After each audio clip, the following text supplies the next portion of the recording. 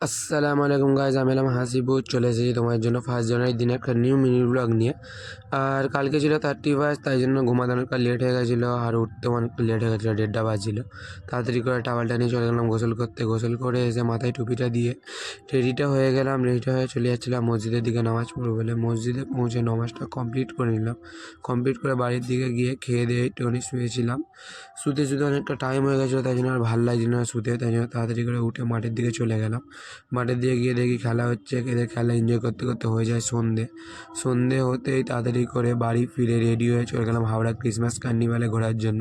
Christmas কার্নিভালে ঘুরতে ঘুরতে অনেকটা টাইম হয়ে গেছে। বাড়িতে গিয়ে চিকেনের দোকানে গিয়ে চিকেনটা কিনে নিয়ে বন্ধুর সাথে আরও সব জিনিসপত্র কিনে নিয়ে চলে যাচ্ছিলাম ওদের বাড়িতে, মানে ওদের ফাঁকা জায়গার জন্য ফিস্ট করবো বলে। তারপরে একটা জায়গায় সব কিছু রেখে দিয়ে রেডি করতে চালু করে দিলাম। রেডি হয়ে যাওয়ার পর চিকেনটা এরকম লাগছিলো। তারপরে সবাই মিলে খেতে বসে বললাম। আমাদের 1 জানুয়ারি কাটলো, তোমাদের কেমন কাটলো কমেন্ট করে